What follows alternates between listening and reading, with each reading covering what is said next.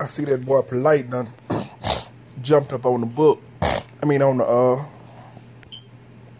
stream to do his version of the Cleveland Killa. I see Polite asks, was the killer a crisis actor? And I asked the same question. So once again, this video is absolutely false because it can't be based in truth because it can't be proven. But what the hell was that making that noise, man? Let me go check.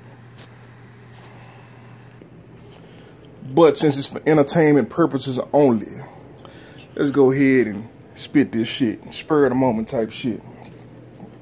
I'm sitting here, man, looking at this thing, and I see this guy walk up and murder an old man. Cold blood. Rest in peace to the old man. You know, we don't want to disrespect the dead or what have you, or, you know, talk down on the fact that, you know, we may think this whole thing has been staged. We're gonna respect for you know what I'm saying, we're gonna respect the fact that what we seen is what we saw. Now, I'm looking at the whole thing and he say, hey man, let me get you to say Joy Lane. So the old man look up and say, who? You know, Joy Lane.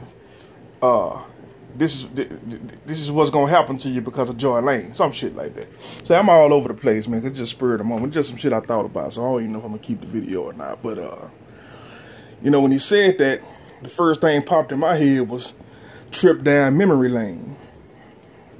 You know what I'm saying? Joy Lane, memory lane, Cool G Rap, road to the riches. You know, road to happiness, Joy Lane. It's kind of like the same thing. You know, it's the lane of joy has been blocked. You understand what I'm saying? So the whole fact that he kind of, you know, chronicling himself take to war, take it out on the innocent. Now, we're not saying what he did was right. We damn sure won't say what he did was logical. You know what I'm saying? But to go inside the mind of a person who snaps, what makes a legitimate person go off the deep end and snap? You know, if you've been following the damn Food Chronicles, you know what I'm saying, and you see the allegations that I have made on family members, friends, media personalities, pretty much the whole damn game. You know what I'm saying? Just the fact that, you know what I'm saying, you see yourself caught up in this matrix. I can imagine somebody who can't point out all of this riffraff, all this chaos going on around them and having to deal with it. You understand what I'm saying? See, the first thing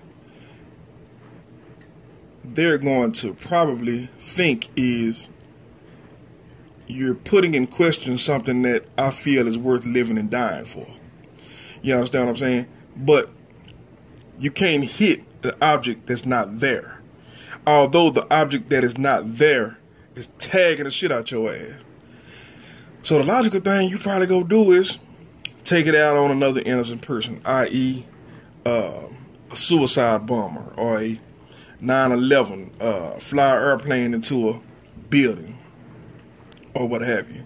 Now, not to say that those things were real events as well. Sometimes they're staged events. Why do we have to stage events? To get, to basically get the results that we want. And what I think about it, man, we would have to stage an event to get particular results because the internet is doing its job. And in the past, I can remember in the past people saying shit like, oh man, the world coming to an end, and when it comes to an end, it's gonna be martial law and woo woo woo woo.